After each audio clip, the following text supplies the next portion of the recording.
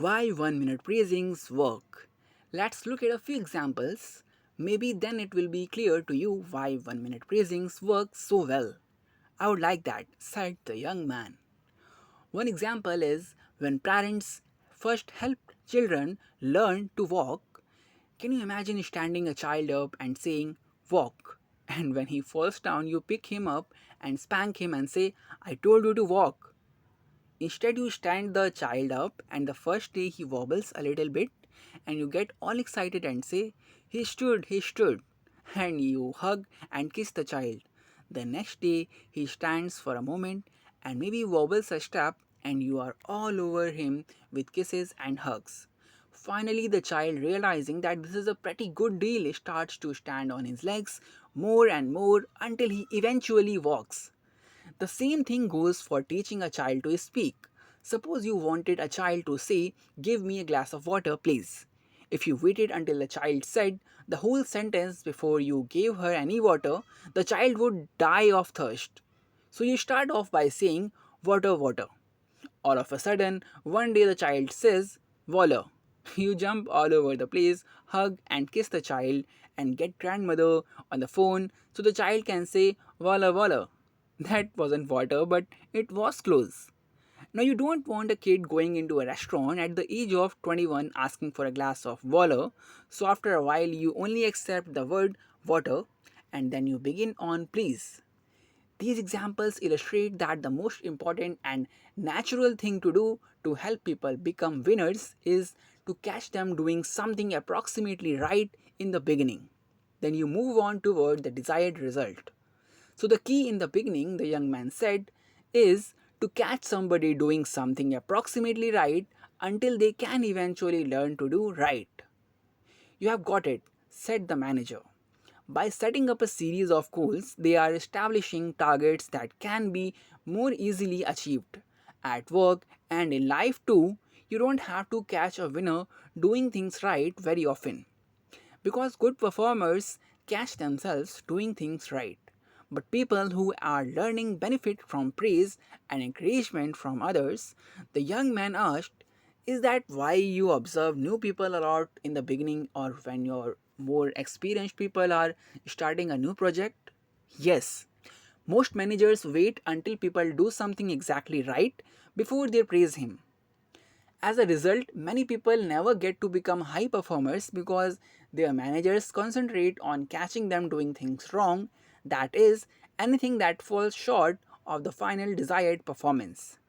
That doesn't sound like it would be very effective, the young man suggested. It isn't, said the manager. Sadly, that is what too many organizations do with new and experienced people. They welcome them aboard, take them around to meet everybody, and then leave them alone.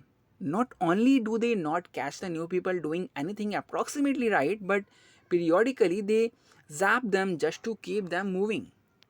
This has been a popular management style for a long time. I call it the leave alone zap style. You leave a person alone, expecting good performance from them, and when you don't get it, you zap them. What happens to these people? Asked a young man. If you have been in any organization, and I understand you have visited many, you know because you have seen them.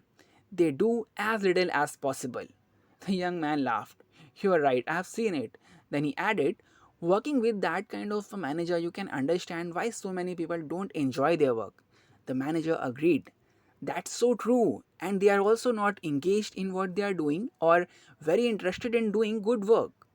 The young man said, I am beginning to see why the 1 minute praising seems to work so well. It's certainly better than focusing only on what's wrong. Then he added, it's funny, but that reminds me of some friends of mine. They told me they had a new pet and asked what I thought of their great idea for house training the dog. I'm almost afraid to ask, said the manager, how were they going to do that?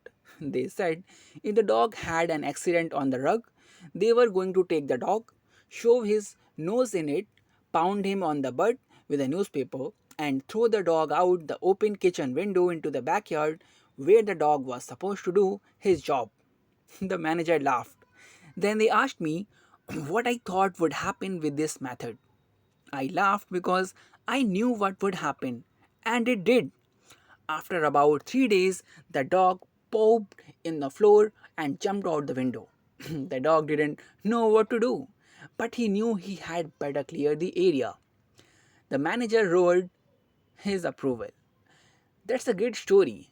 Punishment doesn't work when you use it with someone who is learning, rather than punish inexperienced people who are still learning. We need to redirect them.